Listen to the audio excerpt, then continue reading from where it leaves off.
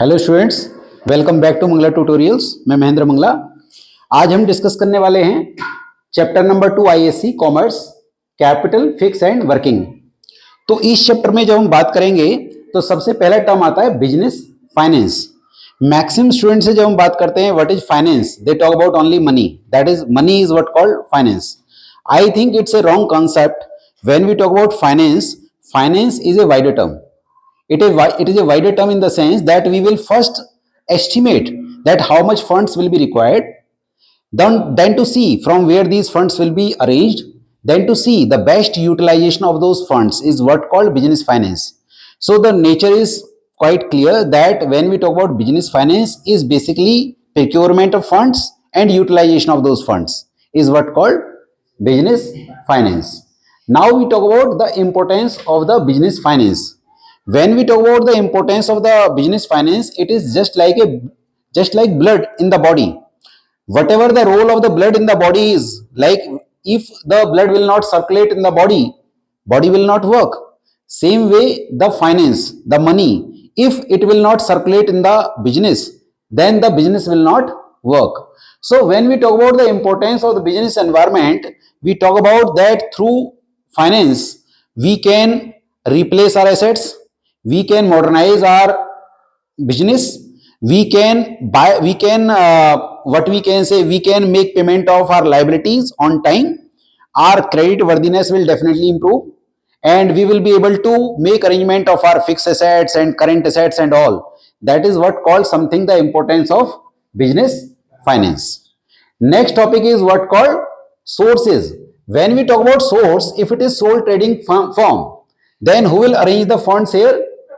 Proprietor, the owner. And in the partnership form, it is the responsibility of all the partners to arrange the funds. When we talk about joint stock company, who will arrange the finance? That is the shareholders. Okay, the members of the company will make arrangement of the funds. Funds, again I am talking about finance. Okay, now is it clear what is the importance of the business finance? Can you tell me? Procurement of funds in order to purchase the fixed assets, to reduce the risk, and moreover you will be able to make payment of your liabilities. You will be able to grasp the opportunities in the environment, and for the purpose of expansion, for the purpose of growth, for the purpose of replacement of your old machinery. Again you need what? Finance. Moreover, finance is required not only for small firms, it is required for big firms. Not only it is required for short term, it is required for long term. Okay, so when we talk about finance, it may be short term, maybe long term. It is required for small businesses, big businesses, everywhere it is required. Now talk about what is financial planning. As I told, we will decide how, when, who, everything we will decide. We will decide here like the from where the funds will be procured and how they will be utilized in a proper manner. So when we talk about financial planning, we will decide about financial objectives, we will decide about financial policies, we will decide about financial procedure. So that is what called financial planning. Now what is the importance of that? The most important aspect of the financial planning is that there will neither be any kind of shortage of funds and nor there will be any kind of excess of funds. When we do the planning, we will be having funds on time. Moreover, through planning, we will be able to avoid any kind of wastage of funds. हम funds की wastage को भी रोक सकते हैं, funds को on time हम arrange कर सकते हैं, एक्सेस ऑफ फंड्स नहीं होगा और बेटर यूटिलाइजेशन ऑफ रिसोर्सेज होगा. मोर ओवर हम अपने एक्सपेंसेस को भी कंट्रोल कर पाएंगे. That will be the called the importance of financial planning. Now what we talk about financial plan and the factors affecting the time when we make the plan, we will see our objective. What is our objective? Usually our objective for the business finance is to procure the funds at minimum cost. Then size of the firm, you already know. If the size of the firm is more, you need more funds. Nature of the industry. What kind of industry you are in? If you are in the capital intensive industry, in that case, what will happen? You need more funds. Same way degree of risk. If there is more risk, अगर आप मान लीजिए degree of risk अगर ज्यादा है तो आप equity prefer करेंगे क्योंकि वहां पे ओनर्स फंड होंगे. ठीक है. और it depends. Next is government regulations are also there. Government regulations will also affect the your financial plan. Government regulations में टैक्सेस अंदर सब्सिडीज इंक्लूड हो सकती है? Definitely it will also be there. For example, there is reduction in the interest rate. Say for example, government, as per government ruling, the monetary policy, they reduce the bank rate, so your cost of financing will reduce. Please give one example of capital market conditions. Capital market conditions, like for example, there is boom in the market, so it will be better for you to go for equity owners fund, because then the value of the capital introduced by the owners will definitely will increase.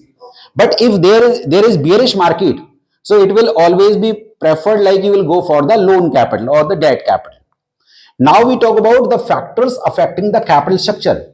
Now what is capital structure? Capital structure is basically the ratio of debt and equity, that how much debt you have in your capital and how much equity you have. Debt and equity, the combination of both, that is what called capital structure. Okay, the ratio of debt and equity proportion in your total capital employed, that is what called capital structure. One is trading on equity. Trading on equity is also called financial leverage.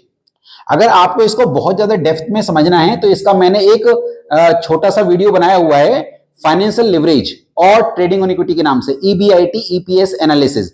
आप उस video पे जाके इसका detailed explanation देख सकते हैं. With the help of numerical examples I have explained.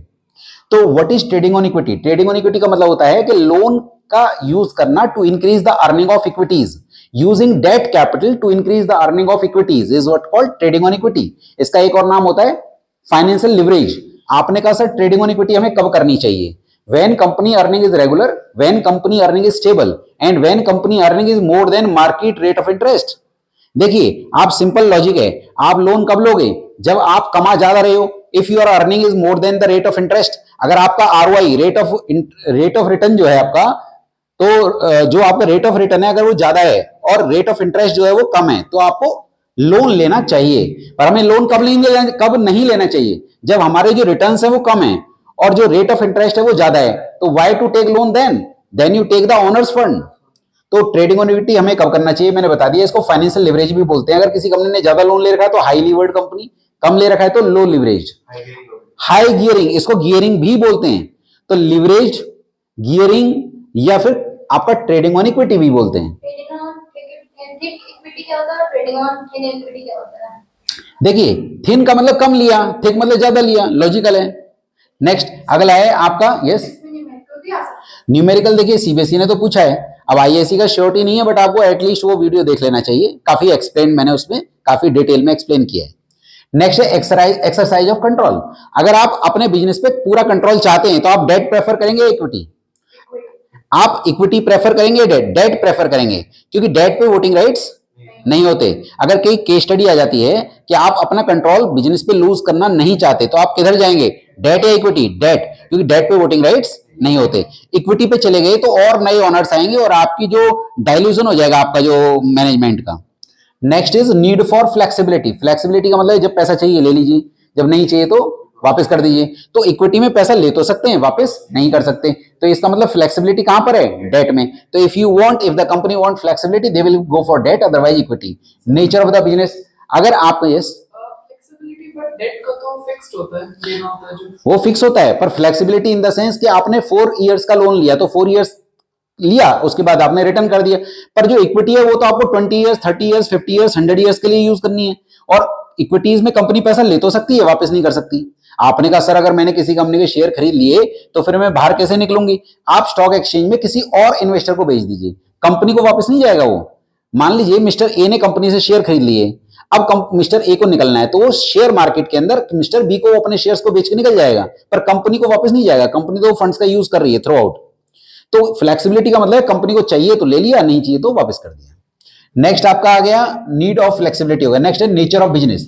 अगर आपका बिजनेस ऐसा है कि जिसमें रेगुलर रिटर्न्स मिलेंगे, जैसे आपने गैस पाइपलाइन बिछा दी घरों तक, अब आपको पता है रेगुलर रिटर्न तो मिलना ही मिलना है. तो जब रेगुलर रिटर्न मिलना है तो आपको क्या करना है? आपको डेट लेना है ताकि आप रेगुलर इंटरेस्ट पे कर पाओगे, क्योंकि रिटर्न्स रेगुलर रहेंगे. बट अगर आप एक ऐसे बिजनेस में जहां पे आपके रिटर्न्स रेगुलर नहीं है तो you should go for equity. Next आपका कॉस्ट ऑफ फाइनेंसिंग. देखिए कॉस्ट ऑफ फाइनेंसिंग की बात करें तो डेट की जो कॉस्ट होती है वो कम होती है और इक्विटी की ज्यादा होती है. Period and purpose of finance. अगर आपको कम टाइम पीरियड के लिए चाहिए तो लोन लीजिए, अगर आपको बहुत ज्यादा पीरियड के लिए चाहिए तो आप इक्विटी की तरफ जाइए. पर्पज, किस पर्पज के लिए चाहिए? आपको बड़ी बड़ी मशीनें खरीदनी है तो इक्विटी की तरफ जाइए, आपको और किसी अमाउंट और किसी पर्पज के लिए चाहिए तो आपको डेट की तरफ जाना है। Capital market conditions bullish conditions है तो यू विल गो फॉर, अगर बुलिश कंडीशंस है तो कहां जाएंगे आप? इक्विटी की तरफ, अदरवाइज डेट की तरफ। कैश फ्लो पोजीशन अच्छी है तो आप डेट की तरफ जाएंगे ताकि आप इंटरेस्ट इजीली पे कर पाए। तो ये काफी इंपॉर्टेंट है आपके बोर्ड एग्जाम्स के लिए, ये वाला जो पार्ट है, this is very very important part, factors affecting capital structure.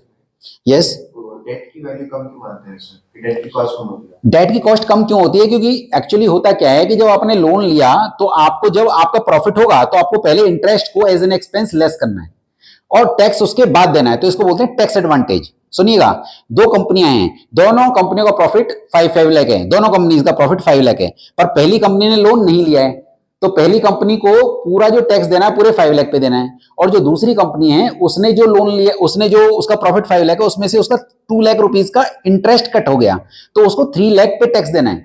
Same profit होने के बावजूद दोनों ने अलग अलग टैक्स दिया, that is what called tax advantage. ये आपकी कॉस्ट को काफी कम कर देता है। नेक्स्ट, अगला है हमारा मीनिंग ऑफ फिक्स कैपिटल। बताइए क्या होता है? लैंड में, बिल्डिंग में, प्लांट में, मशीनरी में, फर्नीचर में, फिक्चर में जब आप पैसा लगाते हैं तो that is what called fix capital. अब इसको अफेक्ट करने वाले फैक्टर्स क्या हैं? जैसे नेचर ऑफ बिजनेस, अगर मैन्युफैक्चरिंग बिजनेस है तो रिक्वायरमेंट ज्यादा होगी, ट्रेडिंग में कम होगी, लार्ज स्केल पे रिक्वायरमेंट ज्यादा होगी, स्मॉल स्केल पे कम होगी। नेचर ऑफ प्रोडक्ट, अगर बड़ी बड़ी मशीनें हैं तो रिक्वायरमेंट ज्यादा होगी, नहीं तो कम होगी। अगर मेथड ऑफ प्रोडक्शन, अगर आप लेबर इंटेंसिव टेक्निक यूज कर रहे हैं तो रिक्वायरमेंट कम होगी, कैपिटल इंटेंसिव पे ज्यादा होगी। अगर आप प्रोडक्ट्स को डाइवर्सिफाई करना चाहते हैं तो रिक्वायरमेंट ज्यादा होगी, नहीं तो कम होगी। Variety of goods you want to produce. Next is a mode of acquiring assets. If you are acquiring assets on rent or on lease, then your requirement will be less, otherwise more. So these are the factors which will affect your fixed capital requirement. Talk about working capital. तो working capital का दो नाम और भी होता है। working capital को हम circulating capital भी बोलते हैं और एक और नाम भी है इसका शायद, circulating capital, working capital। अच्छा, इसमें gross और net working capital भी होता है। मैंने क्या बताया? working capital is also called circulating capital, जो सर्कुलेट होती रहती है। ओके, तो अब ये ग्रॉस और नेट वर्किंग कैपिटल हो सकती है। अगर मैं सारी करंट एसेट जोड़ दूं तो ग्रॉस वर्किंग कैपिटल, और नेट वर्किंग कैपिटल का मतलब क्या है? Current asset minus current liability. हाँ, इसको रिवॉल्विंग कैपिटल भी कहते हैं, रिवॉल्विंग कैपिटल, सर्कुलेटिंग कैपिटल और वर्किंग कैपिटल। क्लियर? अच्छा, एक और बात मैं आपको बताना चाहूंगा, क्योंकि जैसे एक ऑपरेटिंग साइकिल होता है तो ऑपरेटिंग साइकिल जितना बड़ा होगा वर्किंग कैपिटल की रिक्वायरमेंट भी उतनी ज्यादा होगी। आपने कहा सर ये ऑपरेटिंग साइकिल क्या होता है? कैश को कैश में कन्वर्ट होने में जितना टाइम लग रहा है, जैसे एक ट्रेडिंग कंसर्न है तो वहां पे कैश को कैश में कन्वर्ट होने में टाइम कम लगेगा और मैन्युफैक्चरिंग में ज्यादा लगेगा। कैसे? जैसे मान लीजिए आपके पास कैश है, कैश से आपने क्या खरीदा? रॉ मटेरियल, रॉ मटेरियल से semi finish goods, semi finish goods से फिनिश गुड्स, फिनिश गुड्स से डेटर, डेटर से फिर आप कैश, तो ये मैन्युफैक्चरिंग है। बट अगर ये ट्रेडिंग होता तो कैश, कैश से स्टॉक, स्टॉक से डेटर, डेटर से कैश, तो आपका ट्रेडिंग बिजनेस में कैश जल्दी कन्वर्ट होता है तो वहां पे रिक्वायरमेंट कम होगी। अब इसकी जरूरत क्या है? वर्किंग कैपिटल की क्या जरूरत है? वर्किंग कैपिटल आपको डे टू डे एक्सपेंसेस को मीट आउट करने के लिए, रिपेयर एंड मेंटेनेंस के लिए, रॉ मटेरियल खरीदने के लिए, अपने वर्कर्स को वेज देने के लिए, तो उससे आपके जो उनके जो रिलेशंस होंगे वो भी बेटर होंगे और आपकी क्रेडिट वर्दीनेस भी बढ़ेगी। तो ये इसकी नीड है। नेक्स्ट है आपका टाइप्स, और इसकी इंपॉर्टेंस भी वही रहेगी। टाइप्स की बात करेंगे, टाइप्स में है permanent and temporary working capital. Permanent working capital वो होती है जो हमें रेगुलरली थ्रू आउट चाहिए होती है, throughout the life of the business we need regularly, that is what called permanent working capital. ये भी दो टाइप की होती है। Initial working capital, that part of permanent working capital which is required at the time of starting the business. जो business को start करते वक्त आपको पैसा चाहिए। आपने कहा सर क्यों चाहिए? क्योंकि जब बिजनेस स्टार्ट हो रहा होता है उस टाइम आपको उधार नहीं मिलता, तो उस टाइम तो आपको चाहिए ही चाहिए। And regular, that part of permanent working capital which is required through out regularly, okay, that is what called, yes, to run the business, that is what called regular working capital. And what is temporary? Temporary working capital is basically the working capital which is required on temporary basis, either on a particular season or due to special conditions. आपने कहा sir seasonal क्या है? जैसे आप woollens का business कर रहे हैं तो वूलन्स का जब आपका सीजन आएगा तो उस टाइम आपकी वर्किंग कैपिटल की रिक्वायरमेंट बढ़ जाएगी, नहीं तो कम हो जाएगी। स्पेशल, मान लीजिए आपको कोई ऑर्डर मिल गया फॉरेन से, तो उसको फुलफिल करने के लिए आपने ज्यादा रॉ मटेरियल खरीदा, आपने ज्यादा कैजुअल वर्कर्स लगाए, तो उस टाइम आपकी रिक्वायरमेंट बढ़ जाएगी। That is what called special working capital. तो इंपॉर्टेंस मैं आपको बता चुका हूं। इंपॉर्टेंस क्या, कोई बताएगा मुझे? वर्किंग कैपिटल की इंपॉर्टेंस क्या होगी? इससे आप अपने वर्कर्स को टाइमली सैलरी दे पाएंगे, इससे जो अचानक कोई आपको अपॉर्चुनिटी है उसको ग्रास्प कर पाएंगे, रिपेयर स्मूथ वर्किंग रहेगी, वर्कर्स के साथ आपका रिलेशन बेटर होगा, आप उनको टाइमली सैलरी दे पाएंगे, रॉ मटेरियल आप प्रॉपर्ली खरीद पाएंगे, आपका प्रोडक्शन हैम्पर नहीं होगा, प्रोडक्शन कंटिन्यूसली चलता रहेगा। तो this is the importance of working capital. अब इसको फैक्टर्स अफेक्टिंग की बात करें तो नेचर, मैन्युफैक्चरिंग बिजनेस में वर्किंग कैपिटल रिक्वायरमेंट ज्यादा है, ट्रेडिंग में कम होगी, लार्ज स्केल पे रिक्वायरमेंट ज्यादा होगी, स्मॉल पे कम होगी। मैन्युफैक्चरिंग साइकिल अगर काफी बड़ा है तो रिक्वायरमेंट ज्यादा होगी, नहीं तो कम होगी। स्पीड ऑफ टर्नओवर, अगर आप तेजी से बेच रहे हैं सामान, टर्नओवर मतलब सेल, अगर तेजी से सेल कर रहे हैं तो रिक्वायरमेंट कम होगी। अगर आपका सामान जल्दी जल्दी बिक रहा है तो आपकी रिक्वायरमेंट कम होगी, पैसा तो हमेशा रहेगा आपके पास। और आपका क्रेडिट पॉलिसी, अगर आपकी लिबरल पॉलिसी है, आप लिबरल उधार आराम से दे रहे हैं तो रिक्वायरमेंट क्या होगी, ज्यादा होगी। और अगर आप रिजिड हैं, आप उधार नहीं दे रहे हैं तो आपके पास पैसा रहेगा तो रिक्वायरमेंट कम रहेगी। और गुडविल, अगर कंपनी की गुडविल अच्छी है तो रिक्वायरमेंट कम होगी, क्योंकि अगर गुडविल अच्छी है तो उनको उधार मिल ही जाएगा तो रिक्वायरमेंट कम रहेगी। गुडविल अच्छी नहीं है तो उनको कैश रखना पड़ेगा तो रिक्वायरमेंट ज्यादा रहेगी। ग्रोथ, अगर उनकी ग्रोथ प्रोस्पेक्ट्स है तो रिक्वायरमेंट ज्यादा होगी, नहीं तो कम होगी। और लास्ट टॉपिक है हमारा difference between fix capital and working capital. इन दोनों में क्या डिफरेंस है? देखिए, फिक्स कैपिटल में मीनिंग की बात करें तो जो फिक्स एसेट्स में पैसा लगाते हैं दैट इज फिक्स कैपिटल, और जो आप करंट एसेट्स में पैसा लगाते हैं दैट इज क्या बोलेंगे, वर्किंग कैपिटल। फिर हम बात करते हैं टाइम स्पैन, ये लॉन्ग टाइम पीरियड के लिए फंड्स रिक्वायर्ड है, ये शॉर्ट टर्म के लिए। अगर हम बात करते हैं कि सर्कुलेशन, यहाँ सर्कुलेट नहीं होती, वो फिक्स रहती है, फिक्स एसेट फिक्स रहती है, और ये सर्कुलेट करती है, मतलब घूमती रहती है। नेक्स्ट इज सोर्सेज, ये कहां से पैसा अरेंज करेंगे आप, जो आपका फिक्स एसेट्स के लिए, शेयर्स के थ्रू, डिवेंचर्स के थ्रू, लोन के थ्रू। और ये पब्लिक डिपॉजिट्स है, ट्रेड क्रेडिट है, ये आपके short term sources of finance है। इसको हम ब्लॉक कैपिटल भी कहते हैं। What is the other name of fix capital, that is block capital, and what is the other name for working capital, that is circulating और revolving capital. Talk about what is the purpose for the fixed capital, that is to generate income. What is the basic purpose of the fixed capital? To generate income. And what is the basic purpose of working capital? To meet the day to day expenses of the business. तो आप इसका screenshot ले सकते हैं अगर आप चाहें तो। ठीक है, तो ये मैंने आप लोगों को ये पूरा चैप्टर एक्सप्लेन कर दिया है। अगर होप सो आप लोगों को ये वीडियो पसंद आएगा। अगर आप इस चैनल पे फर्स्ट टाइम आए हैं तो प्लीज इसको सब्सक्राइब कीजिए, लाइक और शेयर कीजिए। Thank you so much for watching my video.